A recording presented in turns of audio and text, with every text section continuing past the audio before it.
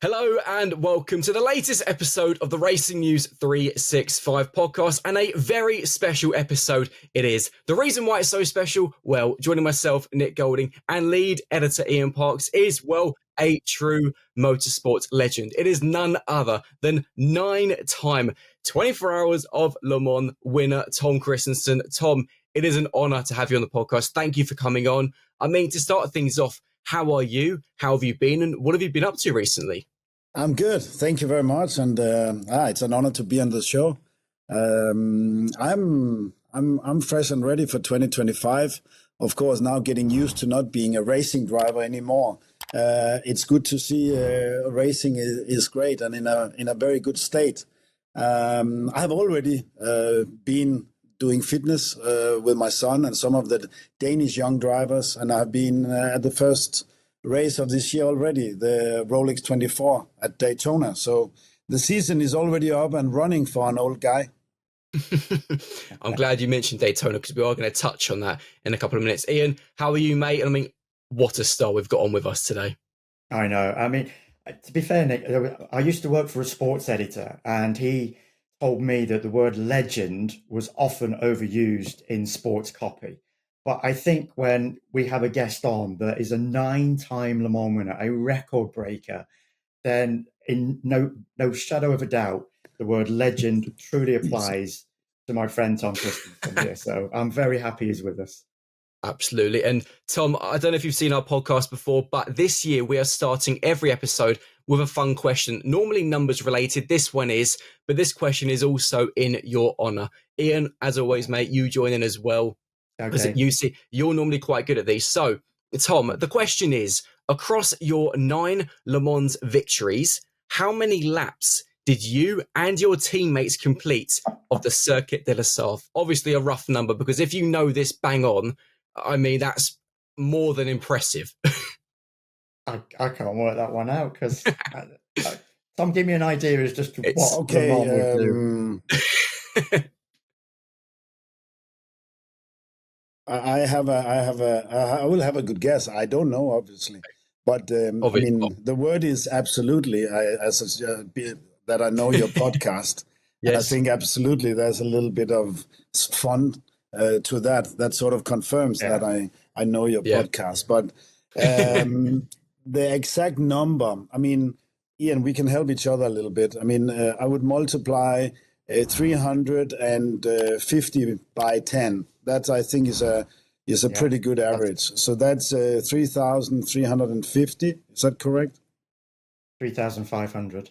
Yeah, but then minus one. So so that 3,150. How much? 3,150. Yeah, then I say 3,197. You know what? That's actually it's 3,280. Which actually took a lot of counting on my behalf and a lot of research. That's a pretty good guess. I mean, that leads us on brilliantly to the first talking point, because obviously across your 9 victories, 3,280 laps completed by you and your teammates, an absolutely mental number. Of course, you were out recently, the first big event of 2025, the Rolex 24. What a race it was. But if I'm not mistaken, that they completed almost 800 laps, which really shows the sheer size difference between, of course, Le Mans and Daytona. But I feel I'm a bit of a newbie, a bit of a new endurance fan, because I've been all over it recently. But what really has, folks. I really have. What took myself by storm, though, is the fact that looking at Daytona a couple of weeks ago, you had, of course, a lot of talent from IMSA, from WEC, but also so many former F1 drivers, so many current Formula E drivers, current IndyCar drivers. The field was packed with talent.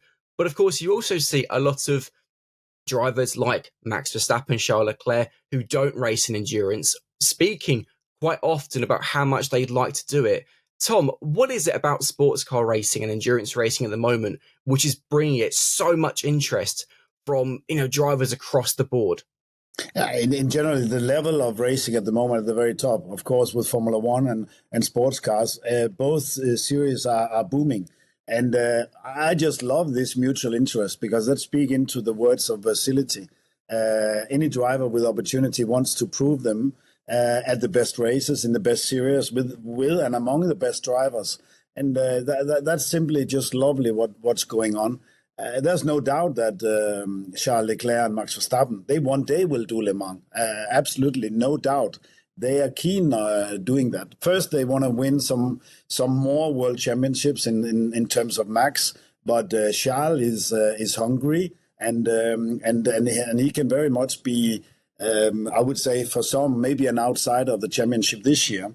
And then with championships, you might earlier go to a race like Le Mans or Rolex 24 and so forth. I have spoken to both of them. I mean, Charles was there at the 2023 at the grid, and Max, I have spoken to him a few times about Le Mans. There's no doubt that or both or all in general. And now Kevin Magnussen from our pond has joined BMW already in that sense. Nico Hülkenberg have been there, won on his debut with a great Porsche team at that time, and the same has Fernando Alonso with Toyota.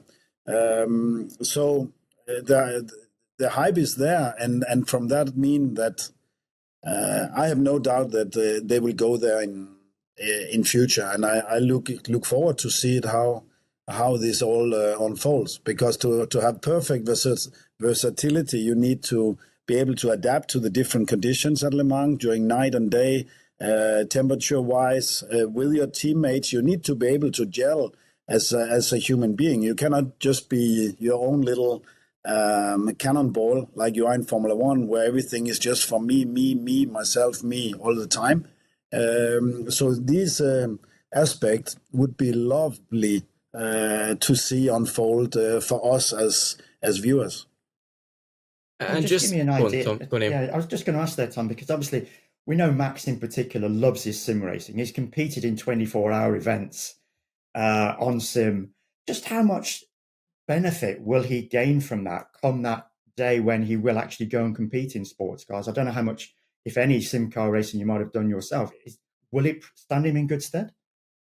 Yeah, sure. I mean, Max is, if he's not in a car, he is in his sim chair, and it just means that he loves the journey. He's a passionate racer, so of course it will do him good. But he's already, you can in a way, thinking of Le Mans. If he's quoted correctly, he's already talking about driver's weight is just a ballast at Le Mans. He would like it to be a bit more included. So he's already propelling his entry in, and with his stature at Red Bull, I'm sure that if he stays with that team, which is also people are talking about, but that means that he might even have a chance to drive Le Mans in a Formula One season. That is also possible. So you can all put all these theories into the pond. But there's no doubt that sim racing is benefiting. But you can say if you add another kind of racing to his Formula One than sim racing, that'd be sports car racing. That speaks to the word, not absolutely, but versatility. And I love that part of being a racing driver. I love to see a Formula One driver going rallying. I want to see him in a GT car. All these things. Of course, it's old school, but it seems like it's also motivating some of the real champions of doing that with the drivers I've just mentioned. And of course, that was Tom with a nod to Sam Cooper. Obviously, is not with us today. But Ian, I'll come to you on the next point, because what's really interesting with Max in particular is that Tom mentioned it there. It's so fresh that Max is a bit old school. He doesn't just want to do F1. He's spoken so many times that he wants to go and do endurance racing, sports car stuff, that his career is not just going to be on F1. But what's really interesting is just how open he is with all of this stuff to the media as well. Yeah, I think that speaks to just the guy Max is. He's so passionate about racing. He's driven by racing. I remember speaking to Christian Horner in the Abu Dhabi Grand Prix last year. I did a sit-down interview with him there, and I was asking about Max and what it is about Max that just wants to just do nothing but racing at the moment. He lives for racing. And Christian just said that's just the type of guy he is. It's in his blood. It's in his veins. And I think it will change a little bit when he becomes a father. I'm sure, but still, when you're able to breach that out. But I'm sure when he becomes a father, there will be more, even more in his life than just racing. Hopefully. Did it change for you, Tom? Yeah, it does. I believe it does for everyone. Yes, for sure it changes a bit, but I would say it makes you probably only stronger. But of course, it makes you a little bit try to make sure that you manage your time a little bit and optimize these things, because I don't think there will go anything of a champion like Max if he misses a few hours of being in a racing car, because he has simply been there probably more or less every day since he turned 13. I think one of the surprising points that you've just raised there, Tom, actually, was the bit that you felt that Max might be able to do a Le Mans in tandem with while he's still competing in Formula One, because whereas Daytona's a bit different, it's off season and Max would have the opportunity to test, practice, etc. Surely a Le Mans program is very much different because of the scheduling. Surely it would clash with a Grand Prix, and therefore that's why drivers have always been reluctant, or just they cannot do it because of the clash in the scheduling between Le Mans and Grand Prix. Yeah, and we cannot go into that, but I mean, if you push already the driver weight, you could even push the date of a Formula One Grand Prix. There will be a lot of things which you probably are in your, but because of course everyone will listen to a champion in that way. But there's no doubt that Le Mans is on the radar. I mean, being also at the Rolex 24, it's a great race. The timing of the year, it's the first race, but there's no doubt that the teams who are there and who is competing, and I think that even probably Roger Penske says it better, you know what he wants to win. And he has won a couple of Daytona. He even flew away during the prize giving. He had done what he needed to do because he's just en route. Wow.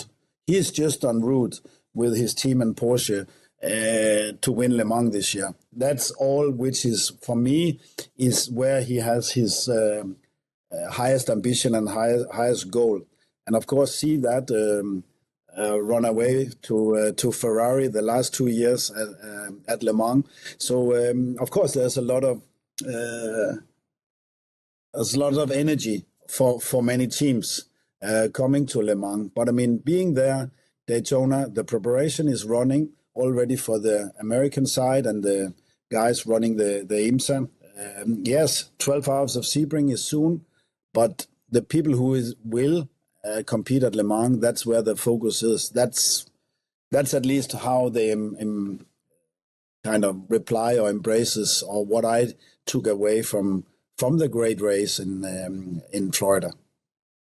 How difficult do you think it would be, Tom, if Max were to do a Rolex 24 or a Le Mans while still competing in F1 in terms of his contract with Red Bull?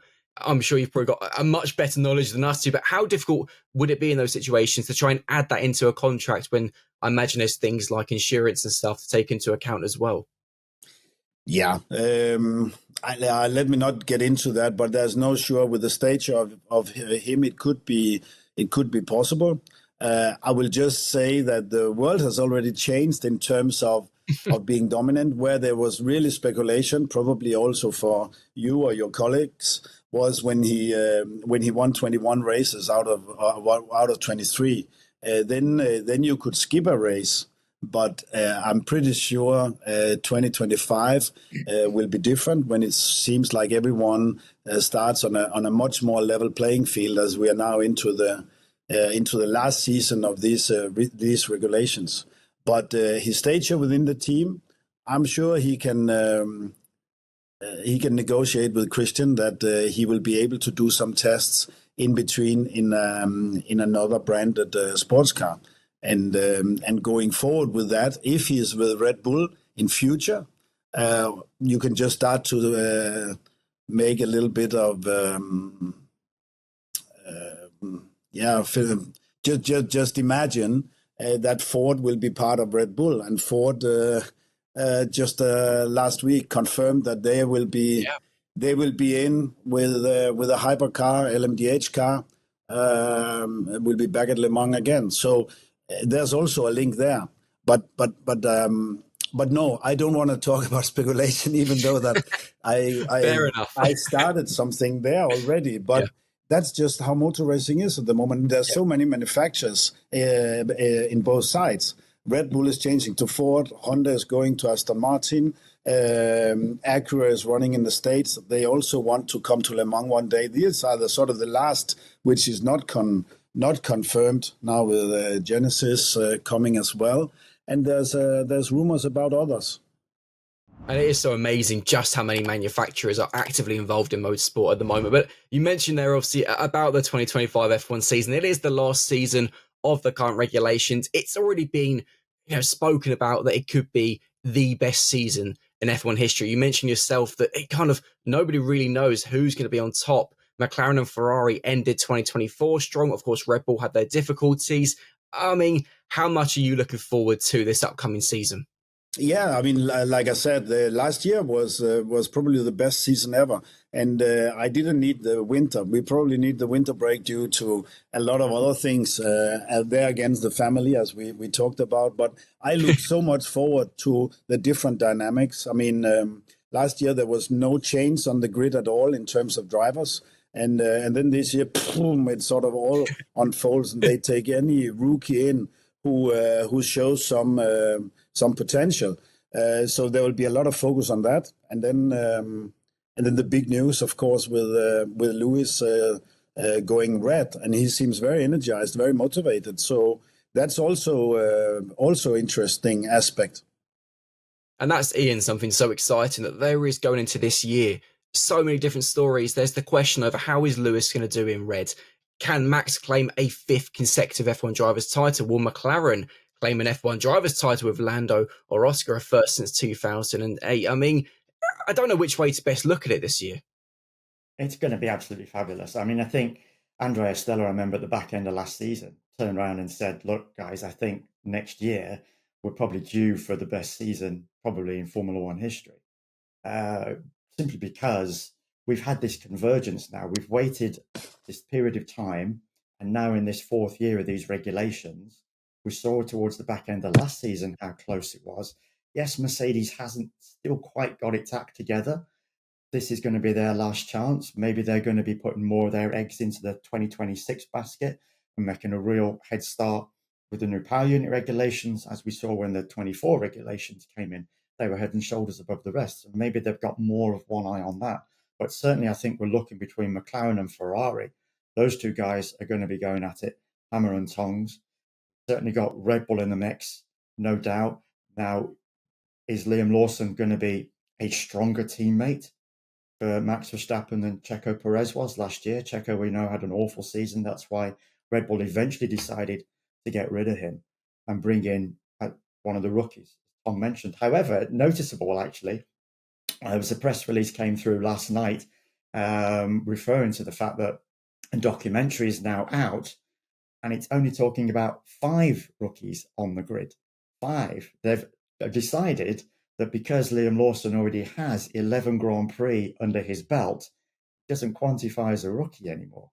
So, that's sorry, unfair. Liam, you're not a rookie. If you think, Nick, he's done 11 Grand Prix. He has, which is crazy, to be honest. Going back a couple of decades, that's not too far. That'd be about 75% of the season.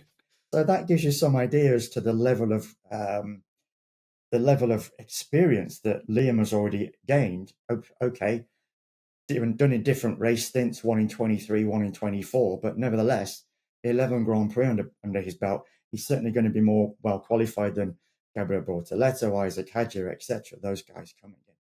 So it's going to be, for me, an absolutely, Tom's mentioned, an absolutely fascinating season. It could very well be the best ever. Fingers crossed. Let's hope so.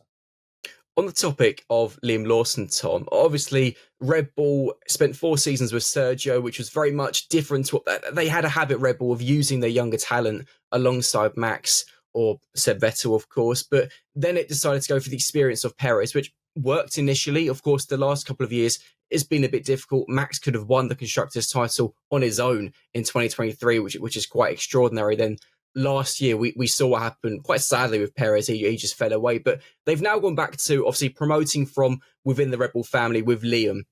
Do you think Liam's got it in him to take the fight to Max, or is he potentially going to struggle alongside, what is the driver in the greatest form at the moment? I think he needs to prepare himself to, probably not the word struggle, but he has to prepare himself to be slower. And I think also the way they have sort of feeded him in, that's sort of the name of the game. But of course, as a racing driver, you have to aspire to make that gap as small as possible. And once in a while, tip in front, take some practices, make sure that you are faster at some places there to build that confidence. And then you will see over time. But we have also seen that apart from Checo Perez, time has not been working for anyone who's struggling against Max. So, of course, looking back, a perfect fit, not a year ago, but nearly, would have been Carlos Sainz. He would have been a perfect fit. But as we all know, the world is not perfect. And there's politics, there's influence. And in that sense, I think they have ended up with the right guy with the right potential. But as Ian mentioned before, 11 Grand Prix is a little bit more than I had expected as well, just thinking back. I didn't know he has done so many. Of course, I've seen him now plug and play a few times with AlphaTauri or Racing Bulls. So, but I think he's a good fit for it, and he seems like a strong and confident little guy. But we will see how when we come under the skin, which we have seen sometimes when he has been sort of fighting to impress Red Bull over Yuki Tsunoda. There has been a little bit of cracks in there. But I look forward to see it unfold, and I think Red Bull have made the right choice after they didn't choose what I believe would have been the perfect fit. What's really interesting as well is for Liam, obviously, a lot of people, when they talk about Max's teammates, talk about the mental battle of going up against a driver like Max. How do you think Liam can possibly prepare for that mental battle of going against Max? And is there anything, perhaps from your experience, obviously, in sports cars and endurance racing, when you've gone up against, a very competitive team, is there anything that you can mentally do to try and prepare yourself for a tough battle? You need to win your side of the garage. You don't want your side of the garage looking the other side. You need to make sure that everyone wants you to do well together. So you need to be very open to the team, not only the engineer, certainly also the mechanics, the chief mechanic, obviously, because he is your extended arm into the car. So all these things you need to work hard of once in a while, if you're able to, yes, crack a joke, but definitely show them that you work hard and confident, but you are honest with the things. So you are brutally honest. They don't want to have anyone in who is trying to protect his own performance because then you go down the wrong alley, and then immediately you lose everything. You lose confidence from your garage, and they start probably neglecting what you ask for, what you wish for, and then you can go into a bad spiral, which we have seen some drivers end up in, and that's what you don't want to see for anyone. Yeah, I mean, we've mentioned this before, Chris, on the podcast. And one of the things that Christian has said in the past is that Liam just really has to put the blinkers on and pretty much forget that Max is on the other side of the garage. Yeah, of course, when he's in those engineering meetings and you're looking at data, from practice sessions, etc. By all means, yes, he's got to learn, taking the information, try and improve, to see where he can improve at any given point.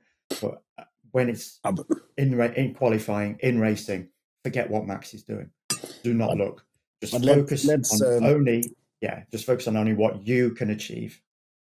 Absolutely, but let's start. Give him a chance. What we are talking now is already building pressure. So we should just see it. We should just see it happen and unfold. When you're given a chance like that into Red Bull, you obviously want to raise your game, and there's no doubt that Liam will be going for it.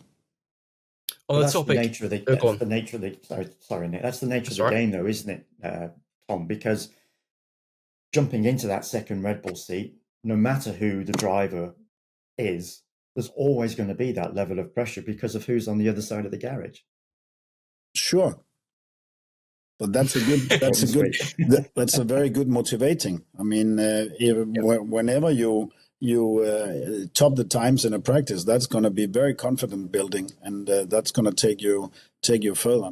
And you can go 1-to-1 in terms of the data when you. So it's a fantastic opportunity and a fantastic chance for him. But yes, it's one of these candle which burns very fast if you're not fast enough. I can't wait for the season, of course. For those who are watching or listening to this podcast, you can download the full 2025 F1 calendar from the Racing News 365 website. To be able to find out how to do it, simply go on the website and all the information is there for you. On the topic of big chances, I mean, perhaps one of the biggest in 2025 that I don't know if anybody saw coming is Lewis Hamilton to Ferrari. Lewis going to Red at 40 years old. I mean, Tom, it's for us taken a little bit of time to get used to seeing Lewis in red during his private test with Ferrari. I think it's going to be, with all these driver changes, I can't wait to see the leaderboard. It's going to take me at least half the season to get used to seeing the different drivers with different teams. But I mean, for Lewis, he has the potential now for the fairy tale ending to what has been a magnificent career. But do you think for him, he's going to be looking at it like that, or will it be looking at the here and now and just wanting to do the best he can, not thinking now about an 8th championship? I think everything is in play, but I'm just very happy to see him motivated. I was very happy to see that he sort of left Mercedes with a very good performance in his last Grand Prix in Abu Dhabi. Very strong performance there. The longer I got to know, I mean, apart from the coloring, it's unusual to see him in red. Absolutely. Maybe it will be unusual for him to go into the pit lane in Australia. He might stop at the wrong garage. We have seen that before. But I like the way he's motivated into it. And of course, it makes more sense when you know Fred, his former team boss, when he was a young and promising man coming up, winning super efficiently F2 races. So what they have there, it actually makes perfect fit. Of course, Charles Leclerc had a similar, just 10 years younger. So he has a super team with Ferrari, with those two.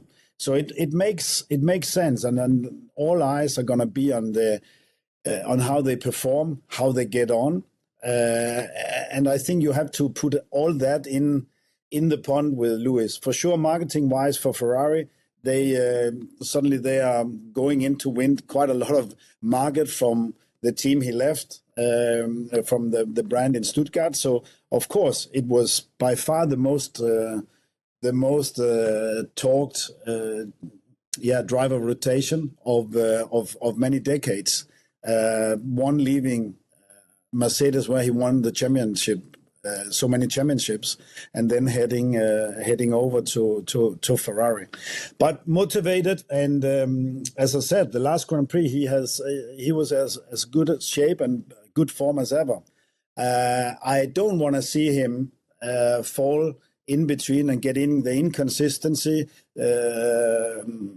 quite bad qualifying situations, and being there in front of the camera and having to come with different excuses of not performing.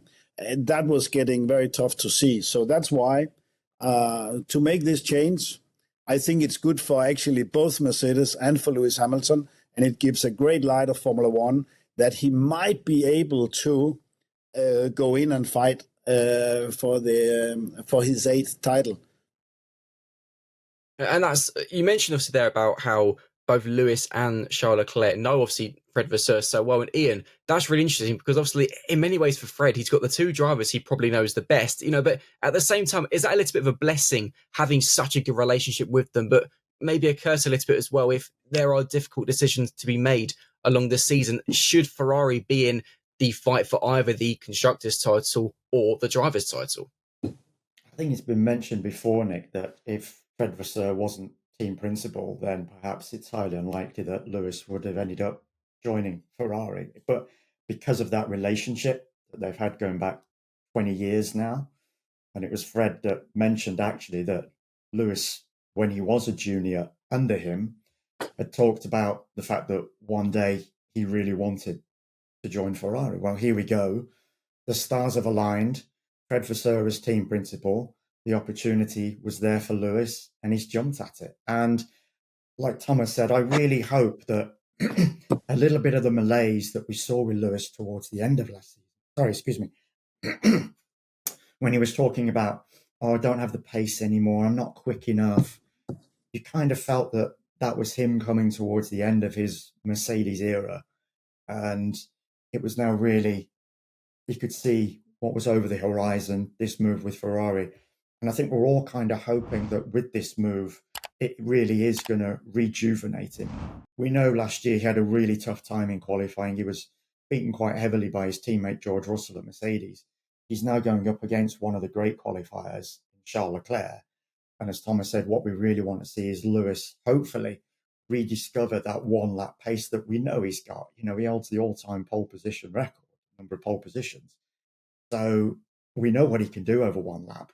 To really spark interest, get that fervor going about this Ferrari partnership, we really need to see Lewis challenging Charles over 1 lap, because we know how good he is over the stint of a Grand Prix. But yeah, for Fred Vasseur, I think it's a better the devil with the 2 drivers that he's got. And of course, he's had a couple of seasons now with Charles Leclerc. And of course, yes, he knows Lewis very well. So I think for Fred, he's going to feel quite relaxed about the 2 drivers that he's now working with. But yes, at some point, there might come a stage where he's going to have to manage that relationship if the pair of them are in the thick of the title battle.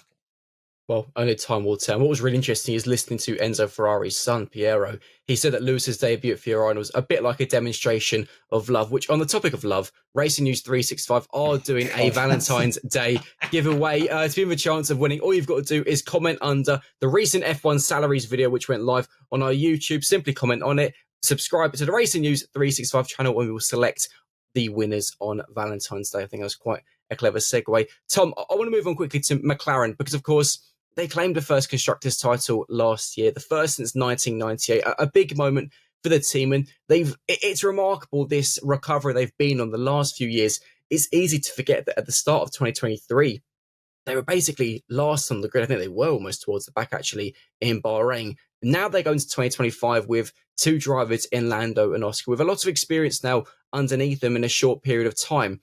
Is it time for, in particular, Lando now, having had the experience of fighting Max last year, is it time for him to step up and maybe claim the title, given that obviously 2026 is just around the corner, and who knows, McLaren may not be in the leading position that perhaps they're going to be this year?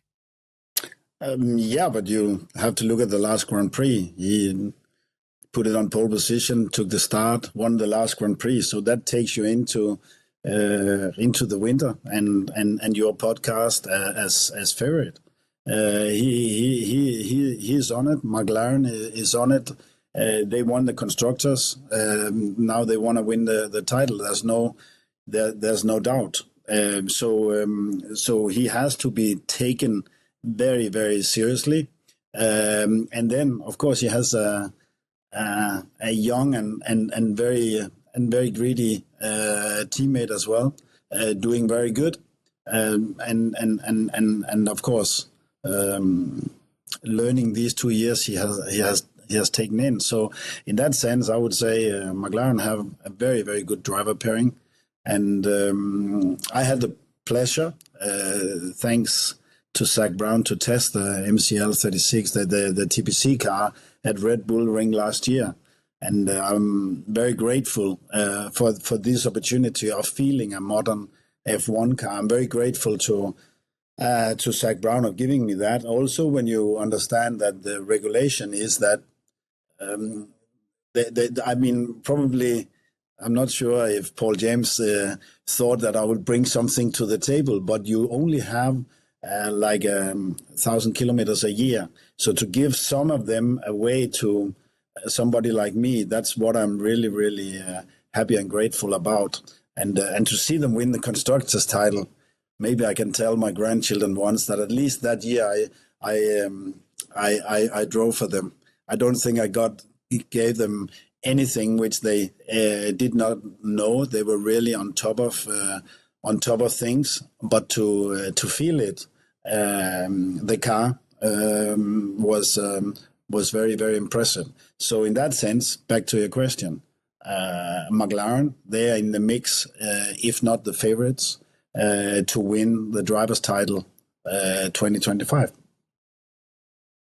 I'm just getting back to that TPC. Yeah. How much were you allowed to push? How many laps did you do? And how as I say, how much were you allowed to push? I went as fast as I could go. Yeah, of course. Oh yes, but for sure, the team manager Paul James would like me to enjoy it maybe a little bit more. Yeah. But yes, it would have been a failure and very embarrassing if I had done something wrong. But I pushed and gave my feedback, and there was on Viaplay made a lovely feature about it, and it was very nice. It was very nice. Just what was in the TPC? How did it feel driving, obviously, a modern F1 car compared to, obviously, I guess, what you're more used to, obviously, in endurance racing? And again, that leads back to the conversation we had earlier about, could F1 drivers, jump across to endurance? Just how different is F1 nowadays compared to endurance racing in terms of what it is like to drive the cars themselves? You can say in a way, endurance racing has also, both categories have gone heavier. So I feel it's solid and heavy initially, but then you also feel it's really, really like stiff. It's stiff due to the, due to the ground effect. You need to be able to control that. So they are really stiff at like the slow corners. Car is not friends with the curbs. And you feel a lovely response in whatever input you put in the steering. They are incredibly trouble-free in terms of the gearbox. You have power steering. I felt even the pedals were a little bit sort of softy, so it was easy for me to sort of overstep the brake pedal a little bit in the way. So from what I was used to, but now you go 10 years back, let's say when I was still competing with LMP1 cars. The hypercars are heavier, a little bit less powerful, a little bit more sort of, instead of a wild monkey, it's probably a little bit more like a lazy gorilla in that sense. But of course, what have come into the sports cars is the BOP is not a fancy word, but it's great to see that when you look at a sports car, you are able to identify from a long distance that that's an Alpine, that's a Toyota, that's a Ferrari, that's a Porsche, that's a Lamborghini, that's a BMW. You can see all that mix because you are able to modify the bodywork so that they are identified from their brand. Peugeot, very avant-garde. You can see that from far away. And then the BOP then does a little bit with the weight, a little bit with the power ratio, because they have the numbers on the aero values. So I think it makes it very good and of course very competitive. But nevertheless, it's always going to be the right people winning. But if you have an issue, you drop way further back. So that's interesting, very interesting. But to drive a Formula One car, it just means that with speed, the progressiveness into the aero they have, that's mind-blowing. And there you really have to take a deep breath whenever you go into a corner, which is fifth gear up. And I can tell you, as you know, the last sector of Red Bull Ring, or actually from sector 2, after the two heavy braking, you are just in a tumble driver, which is absolutely on speed. So going through 6, 7, 8, and then you go over the crest up to 9. 9 was mind-blowing, and you are flirting with the 6G or the F1 drivers are. And as I only had these 2 runs, I had my whole body fat completely smashed up on the side of the monocoque going through there. And that corner was where the delta was the biggest. I was quite happy with my runs and my lap times, but you can see yourself in the Viaplay feature. Yeah. I'm not going to talk about it, but there you see the nice gentleman and the engineering team from Ian Thomas and Paul James from McLaren. That sounds absolutely incredible. Tom, just a final thing I want to ask you about before we let you go and bring this episode to an end. Of course, Kevin Magnussen is no longer on the F1 grid this season as a full-time driver. What is the current Danish motorsport scene looking like, and is there a lot of young talent coming through? Oh, yes, there's a lot of young talents coming through, and they have something to look up to and follow pathways of different drivers. Of course, I mean, you started with Daytona. There was 13 Danish drivers at the start. I believe one, Benjamin Pedersen is American, but with a Danish mother, a Danish name. But the rest, 12 people, drivers starting from our little nation. That means in percentage, if you put that, then we are actually dominating on the sports car scene. It's sad to see Kevin leave, but at the same time, he has a wonderful opportunity now with BMW. I look at it a little bit myself. I was a BMW driver coming into sports cars after my first victory with Porsche, winning Sebring with BMW Williams, and then leading Le Mans in '99 when all the manufacturers were there. And it looks like BMW now got the appetite, tried to come back and replicate these victories from back then, and to see another Dane in there, it's very good. Talents coming up, yes. Formula 3, we have seen Vesti now going over the pond with Cadillac, but there's other younger people coming up from karting. Jan's younger son, Magnussen, is starting in Formula 4 in Britain. But there's a lot. There's Alba, a lovely girl, which will be on the F1 Academy this year. So that's going to be interesting to see that side. Obviously, there's a lot of focus on that diversity too. But I don't want to mention any names, but there's a lot coming up. And racing and motorsport is suddenly not a little bit like it has always been in England. But, when I was young and coming up, motorsport was a little bit like, it was not on the sports pages. It was on sort of the car pages. It was not really impressed like you. But I don't know. People come up, John Nielsen winning Le Mans, and then suddenly we could be involved around later sports personality of the year over the times going up, and I think we have got the blue stamp as a sport over these last couple of decades, which I believe is creating jobs and motivation of people already being able to support them in a young age, and then nevertheless people are able and willing to invest a little bit in the talents sort of before of the names. And this is of key importance. If you don't invest in grassroots, you don't need to cut anything during summer. Well, hopefully it won't be too long until we see a Danish driver back on the Formula One grid. Tom, thank you so much for your time. It's been an absolute honour and a privilege to have you on. Ian, any closing words?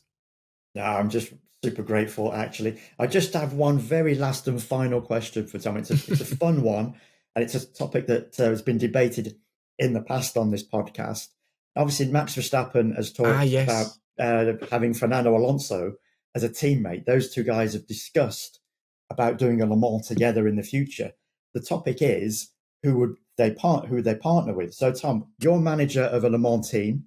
You've got Max Verstappen and Fernando Alonso as two of your drivers.